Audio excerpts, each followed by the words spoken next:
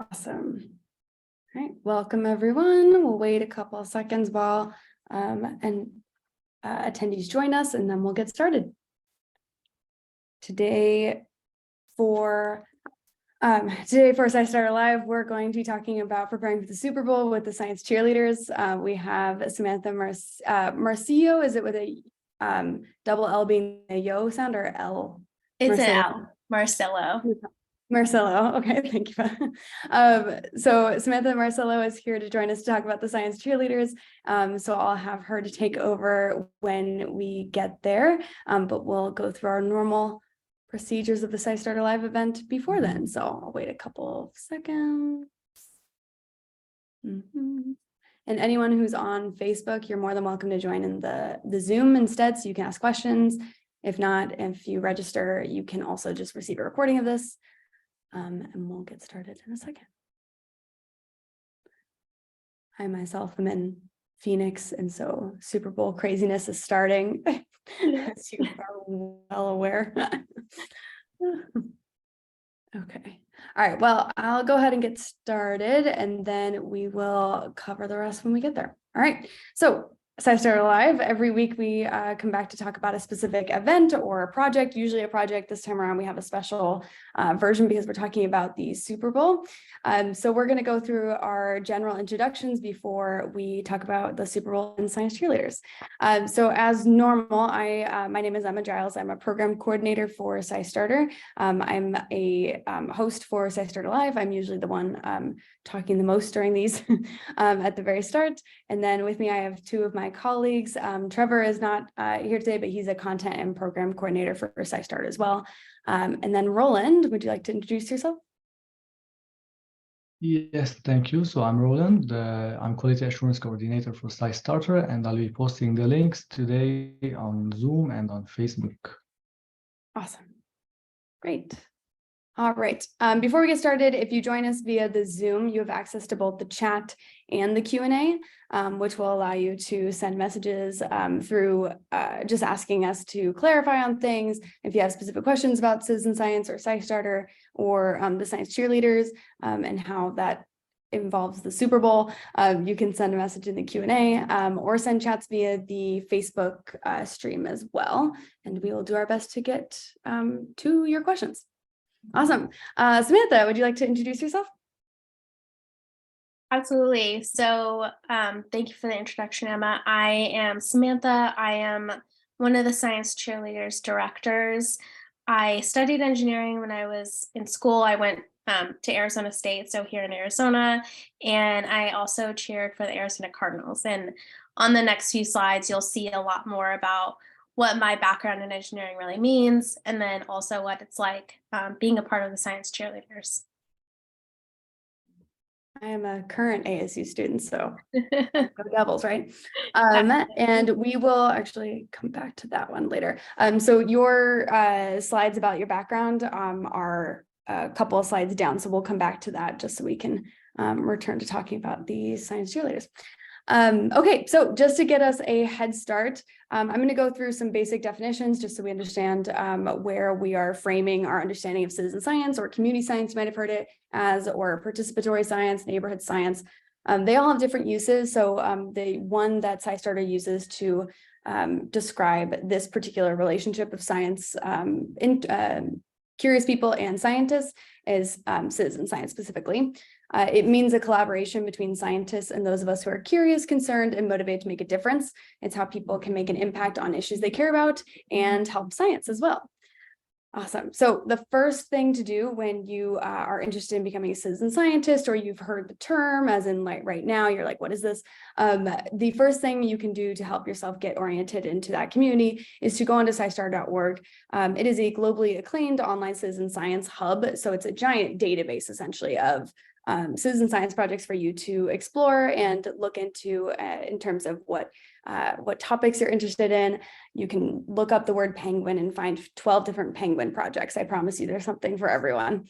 In addition to having the database, SciStarter also promotes the tutorials that are trainings for learning more about citizen science. So in this case, the Foundations of Citizen Science is the first training, and it's also a prerequisite for the other ones.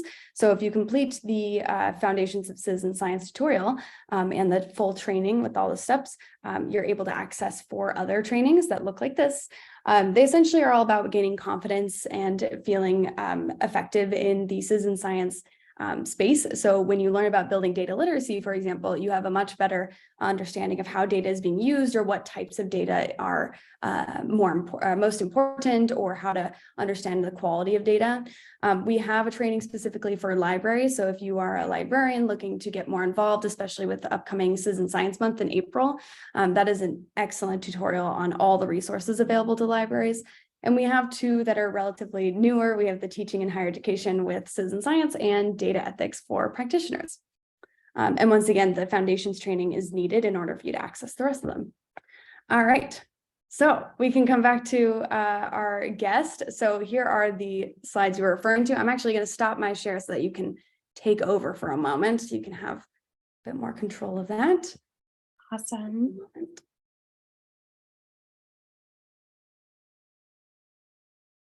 All right, so I'll just kind of give a little quick introduction to myself and my personal background. So, like I said, I graduated at ASU. I graduated with a degree in engineering management, was the first graduating class with that degree, mostly because I didn't like the curriculum for industrial engineering. And so I went to my advisor, my professors, and challenged the status quo and said, I want something different. And we helped create this new degree program called engineering management, which is like really good mix of different engineering skills as well as different business skills. I moved on to my first job at AT&T. I was a technical project manager doing Wi-Fi networking. This is where I really got into project management and kind of bridging that gap between business teams and engineering teams. Then I moved on to CBS, where I managed software development teams for video streaming. Again, it was like really similar skills, just in a totally new environment and learning different technology. And that led me to where I am today. I'm at Cisco. I started at Cisco doing just customer project management, and now I do more IT strategy for what the future of Cisco's architecture business looks like. This particular picture is of a leadership panel that I was a part of. It was a Cisco-wide training, and it was really, really cool to be involved in sharing my story and my background and what leadership means to me. And really the common thread through all of these different jobs and things that I've had from graduating with an engineering degree is that even though I decided not to be the engineer behind the computer coding or designing actual machinery or things like that, I use those skills to connect those engineering teams with, sales and marketing, customers, and things like that. So that's really the common thread through my career history. And then moving on in my cheer history. So I did cheer for the Arizona Cardinals while I was studying at ASU. These are just some moments from game days and things like that. It was a really rewarding experience, and it was a way for me to continue my love of dance and have a creative outlet, as well as, just meet a lot of new people. This particular photo is my favorite game day photo. It's more of a secret, but Darlene of SciStarter knows this, but my family is from Philadelphia, so we're huge Eagles fans. And this particular photo was taken when the Eagles were playing the Cardinals. And it was just probably one of the most exciting games I could have been a part of, because I've never been as close to the team as I was directly on the field. So it's really cool for me. And then finally, this is an example of me out in the community. This is at the base called Fort Lewis up in Washington. One thing a lot of people don't know about cheerleaders is a lot of our time is actually spent in the community, more so even than on the field. And I am a very shy person. I don't really like talk to new people very often, but this experience really pushed me out of my comfort zone, and it taught me how to make genuine connections with all different kinds of people in sometimes as little as 10 seconds each. So it was a very valuable lesson that I've been able to take into my professional career. And a lot of the other science cheerleaders have similar experiences where their teamwork and their community work has helped grow them as a professional woman. And they have also benefited in their careers as well. So this leads me to Science Cheerleaders. So we are a nonprofit organization. We're comprised of over 300 different current and former NFL, NBA, and collegiate cheerleaders who all are have careers in STEM, so science, technology, engineering, and math. We have a lot of things that we work on, but some of our goals are to playfully challenge stereotypes that currently exist of female scientists and engineers as well as cheerleaders. We inspire girls, especially young youth cheerleaders, to consider careers in STEM and really keep that interest going. And then we also engage people in citizen science. So a lot of times we do SciStarter projects with the community or at events we're doing. The picture you see here, we were featured on the cover of Diversity at Sea magazine recently. So there is a link to the article, but we were super honored to be asked to be featured, and they interviewed us about our Pop Warner events that we've done and some of the other outreach that we do.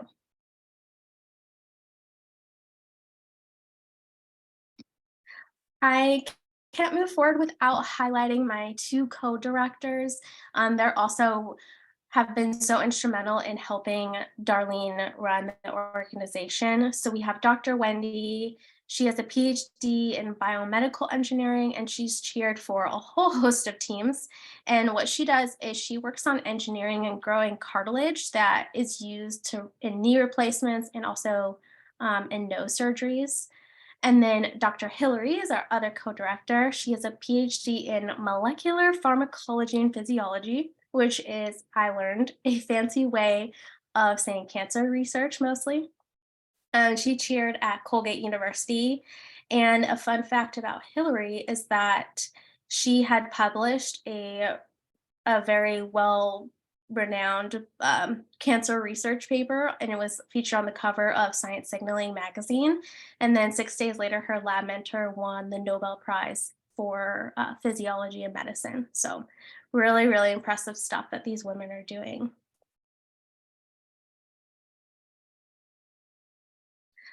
And just to highlight, science cheerleaders, we come from all different walks of life. We have all different kinds of careers. So this is just an example of a very, very small sample of, all of the different kinds of people that we work with or that you'll see at events. We have Kayla. She has a PhD in clinical sports psychology, actually, and she cheered for the Niners. Teresa, she actually got her undergrad at Yale and then is working on her PhD at Harvard. So we love her. And she cheered for the Patriots. Kelly, who actually was in Arizona last time the Super Bowl was here, she also has a PhD in neuroscience, and she cheered both for the Patriots and the Niners. And then Tynesha is a chemistry patent examiner. So she, every time there's a new patent submitted for food chemistry, she reviews it and decides if it's eligible or not. And she cheered for the Ravens. So this is a really good example of the different kinds of science cheerleaders that you might meet at some of our events. Like I mentioned, last time the Super Bowl was in Arizona, we did an event at the Arizona Science Center. We're doing a very similar event at the Children's Museum of Phoenix, which I'll talk about in a little bit. But these are just some pictures of the science cheerleaders that were there. You'll see Kelly on the picture on the right. She was here with the Patriots. And then we had several other cheerleaders here. And we just did science activities with the visitors of the Science Center, as well as doing a big group science cheer.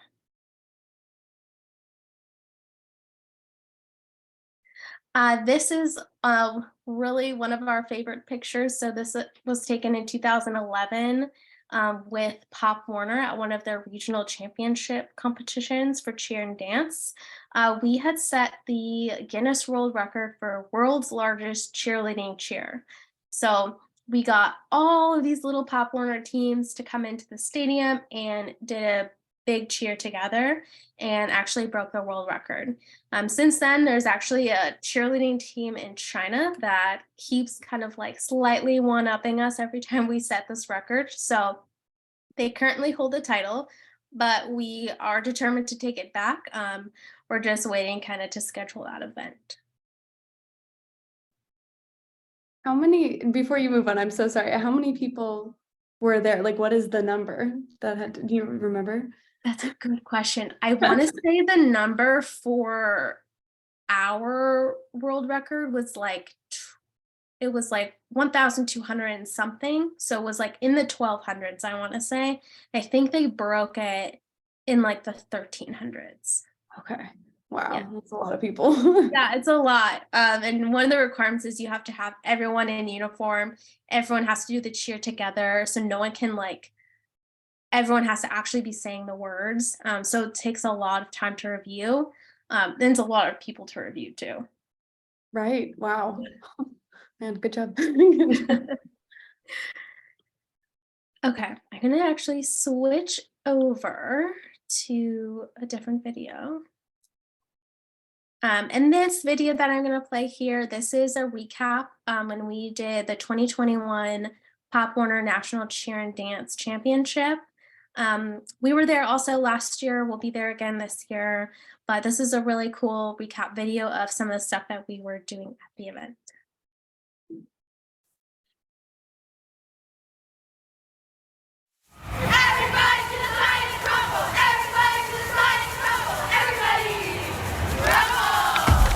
I love science because I love discovering how things work. I cheered for the New England Patriots and I'm a chemical biologist. I'm a chemistry patent examiner. I'm an engineering project manager. And I'm a biomedical engineer. I cheered for the Baltimore Ravens, Baltimore Blast. I cheered for the Arizona Cardinals. I cheered for the Oakland Raiders, Atlanta Falcons, and Sacramento Kings. I cheered for the Colgate University Raiders, and I'm a cancer scientist.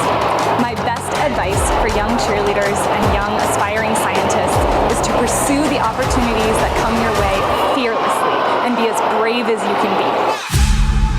Excited to announce that the Science Cheerleaders are back from Pop Warner Nationals. The Science Cheerleaders will join us today throughout the venue to meet our young and aspiring scholar athletes.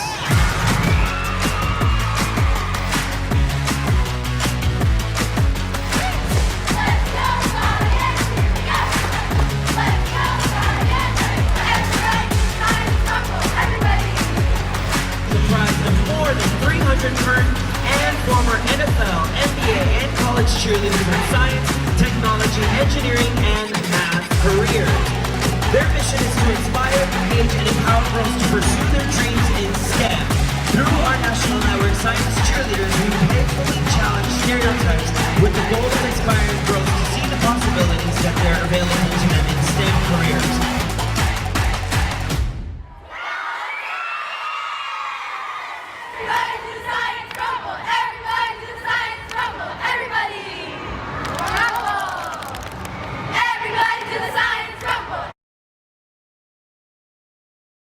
That's so wonderful.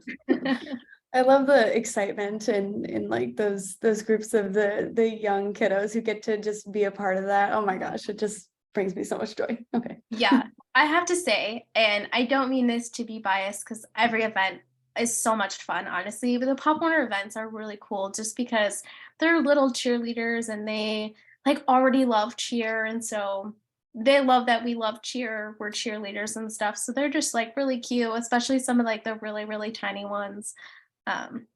They're super funny to interact with. So you never know what you're gonna get. True. Could you actually, Pop Warner, could you explain a little bit what that is exactly? I'm not. Yeah. Pop Warner is a national organization. A lot of people are familiar with Pop Warner football. It's like a youth organization for different like youth teams and things like that. But in addition to their football teams, they also do have cheer and dance teams in a lot of the same cities. So it's really the same where they're called Pop Warner Little Scholars. So they do have a focus on academics. They do have a lot of scholarships and things like that. they do a lot of work where they have to do events that are like academically focused in order to, reach certain scholarships or things like that. I don't exactly know the details, but there's teams all over America. And for this particular event, they sort of compete locally, then they compete regionally, and then whoever qualifies gets to go to the national championship in Orlando every December. Wow, that is super Yeah. exciting. Okay, and this was the championships video Yes. one. Okay, so this is the one in Orlando. Wow, Yep. that's very exciting. Yeah. And we have a really close relationship and partnership with Pop Warner. So a lot of the events we do, you'll see Pop Warner either attending or actually partnering with us to put on the event. That's awesome. Yeah. The other thing we did with Pop Warner actually was create an ebook. And this is a totally free ebook. It's on Apple Books. And there's also a PDF. It's a pretty large file that you can download. And it's interactive. And it's called The Science of Cheerleading. So this explains the actual science and physics behind popular cheerleading stunts. So why, if you throw a cheerleader in the air and she can flip and stuff, like why does she come down? How does she land and things like that? And there's videos of the Pop Warner teams performing a lot of these stunts as we explain the science behind it. And it's a really cool way to learn about science. It's not super advanced, so it's like really good for kids to learn different types of science, especially physics. So this is a cool download that definitely you should check out if you have not already.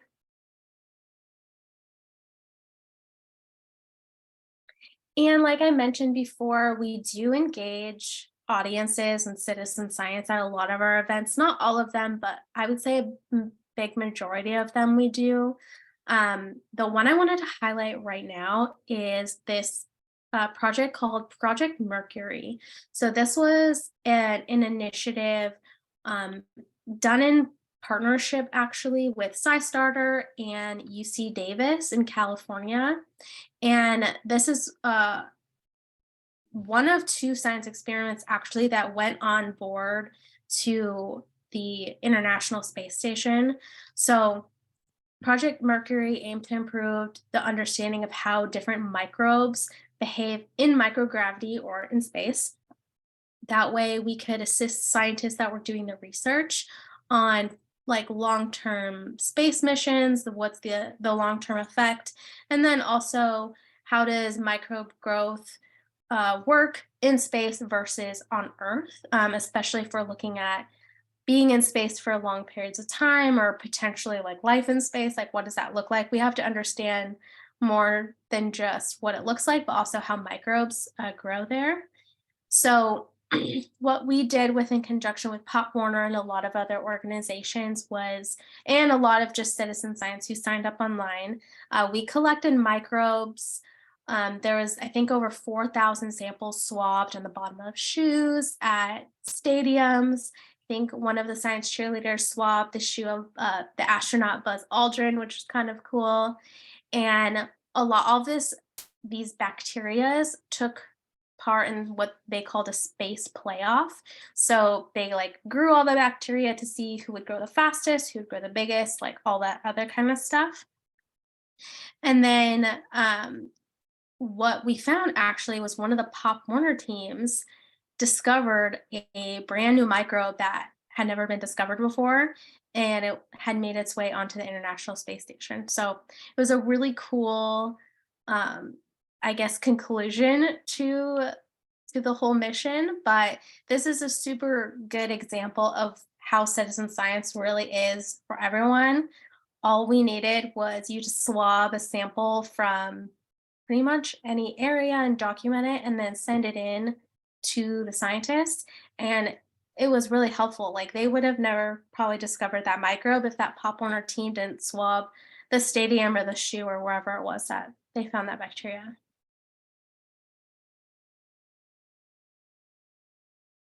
That's one example of the citizen science. I'm curious, do you have any others in mind that have been used before? This was definitely the biggest. I think a lot of the SciStarter kits that are in like libraries and things like that. We've done those also at events.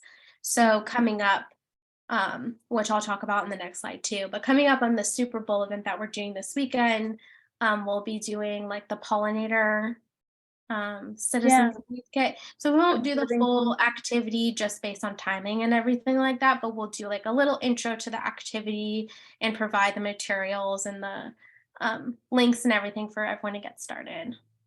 That's awesome. Yeah, that's fun. I think it's the observing pollinator kit. Yes, that one. Sounds good. Like I mentioned, we are doing that Super Bowl event at the Children's Museum of Phoenix. It's this Saturday from 10 a.m. to 2 p.m. Arizona time. And we'll be doing random science activities throughout the venue, as well as doing a big cheer for science at the end with everyone. It's very similar to the event we did last time. Hopefully we'll get some of our current cheerleaders to participate. You never really know. Sometimes it's very last minute. And then in 2 weeks on February 25th, we are participating at, it's called STEM Girl Day at UT Austin. So this is also another in-person event where we'll be doing a binary bead activity. So it's a fun way to learn how computers speak. It's sort of the prerequisite to learning code is to learn binary and what that means. And we do that by making bracelets. So it's really fun and interactive. And then we'll be doing a big science parade at the end with everyone.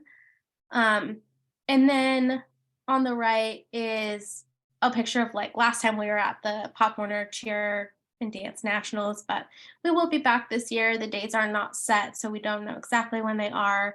And exactly what we're doing, but we're pretty determined to be there again. So I think that's the plan. And then there's always events that pop up. There's a lot of local events we do. These I consider, even though they're at specific locations, they're more national events in the sense that they have a broader reach. But we do local events all the time. We also do virtual events all the time. So you never know, things might pop up. So definitely follow us on social media at the SciCheers. We're on Facebook, Twitter, Instagram. We have a YouTube channel. We're also on LinkedIn if you're a parent and you want to, follow a little bit more professionally. But we post all of our updates, especially when we have new events, whether they're virtual or if they're at a specific location, so you can plan ahead.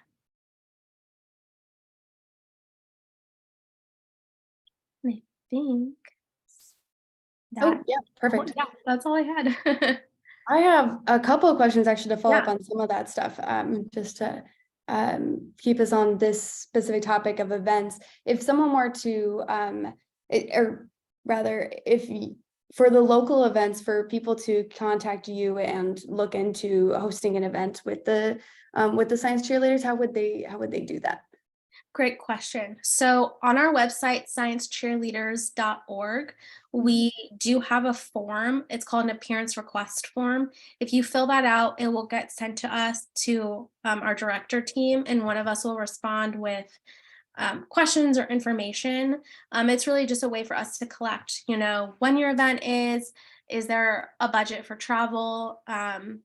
What is the event, the timing, what you're expecting of us, because we do a big range of things. So at Pop Warner, it's a little bit of a bigger event for us. So we do a performance, we have a photo booth, we have activities, we have autographs, like we kind of do all of it. Whereas something like the Children's Museum is a little bit smaller, where we're just doing activities. And then there's other ones where we just do presenting or keynote speaking. So we can do a wide range of things depending on the audience. So it's just a matter of what you need at your event. So definitely submit the appearance request form on our website. Awesome.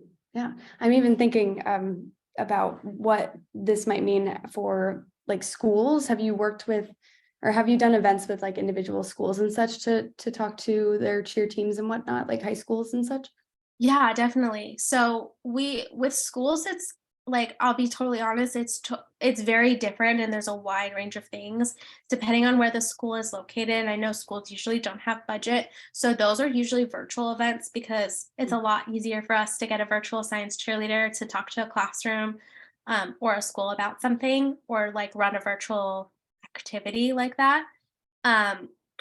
But we do school events with like younger schools, like elementary or middle schools. Usually if we work with high schools, it's more of like a keynote speaking of, you know, our journeys through us going through a STEM degree in college and the transition to professional life and things like that. So we, even though most of our activities and audience is geared toward younger kids, we do have some resources for the older kids as well. Okay. On that topic, do you recruit like I don't know, high school, I'm not sure what age it would be. So like high school age or college age cheer team members to join who are in STEM programs, or how does that work? Like if someone was like, oh my gosh, wait, I do STEM, I'm also a cheerleader, what do I do? Like, what would that be? Yeah. So to be eligible for a Science Cheerleader, as long as you're a cheerleader at the collegiate level and above, so collegiate, semi-pro, and pro, with a STEM career or a STEM degree or pursuing a STEM degree, that qualifies. So if that does sound like you, there's links in our social media to submit an email, or you can just email info@sciencecheerleaders.org. Let us know that you're interested, and then we will get an application to you. Awesome. I'm writing down that email because I forgot to write that down earlier.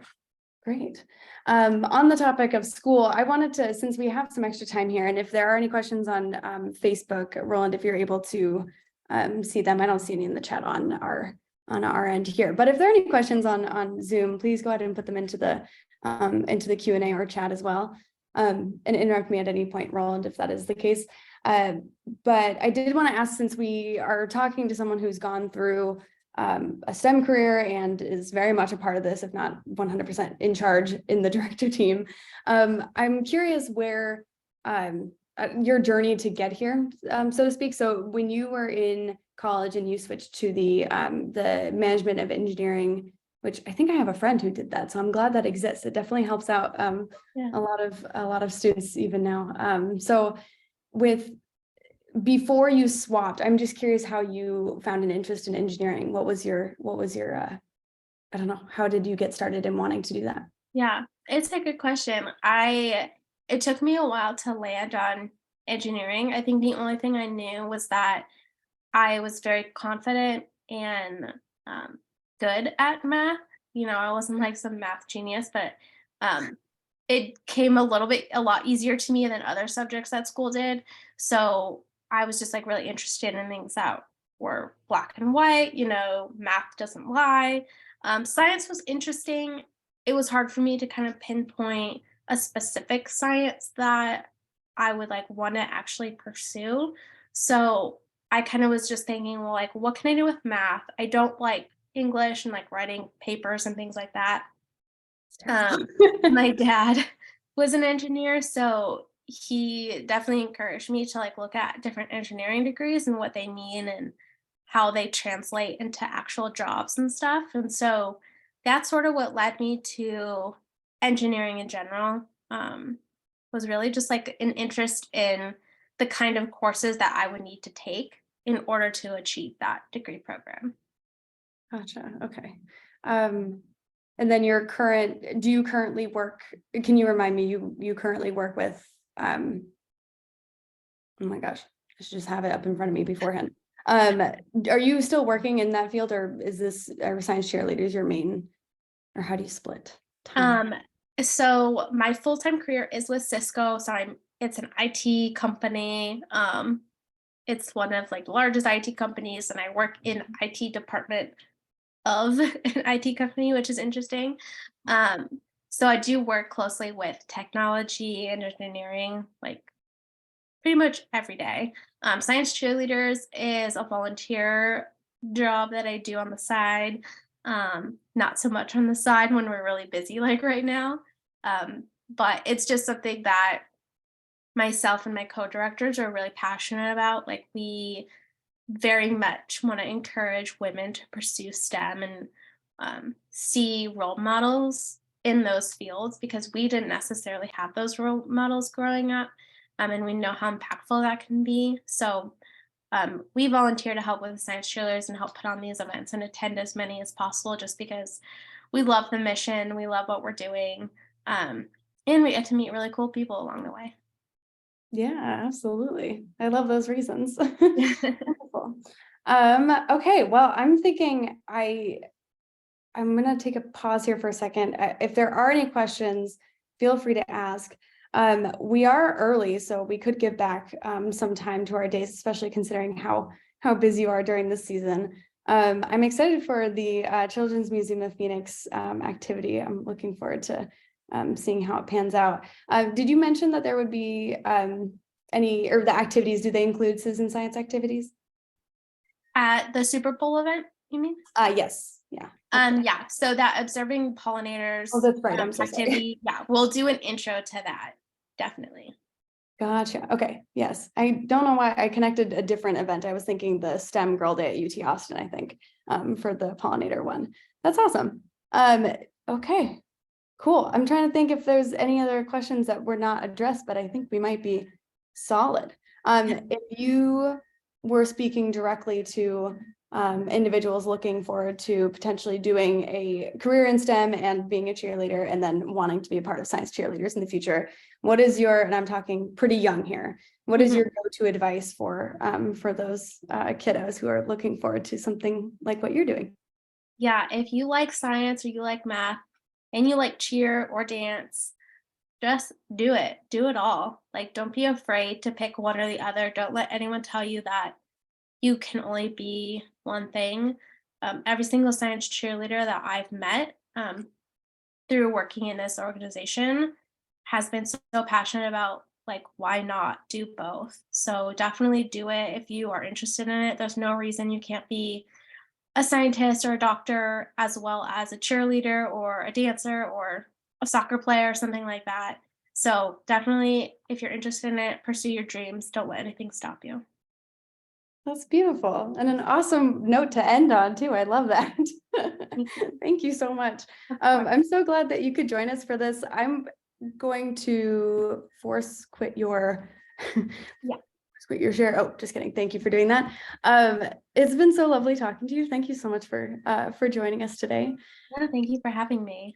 Yeah. I have a couple other slides just with the resources that we usually give. So for anyone listening in, actually, in addition to the normal resources, I will also show you before we do that. I did a quick search to show off the Science Cheerleader website. So if you were looking to see what that looks like, and oh, my Zoom just disappeared. Hopefully, was it showing? Oh no, it's showing the wrong screen. Sorry, friends. Did that work? Can I get a thumbs up if you can see my screen share? Yes. Oh, awesome. Okay.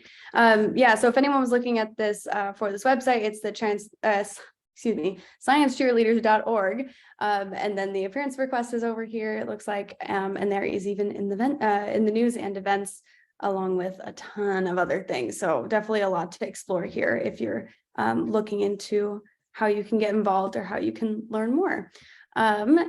Aside from that, I will go back to our slideshow really fast just to talk a little bit about upcoming events. So if you are looking forward to coming back to any of our SciStarter Live events, every week we do this on Tuesdays.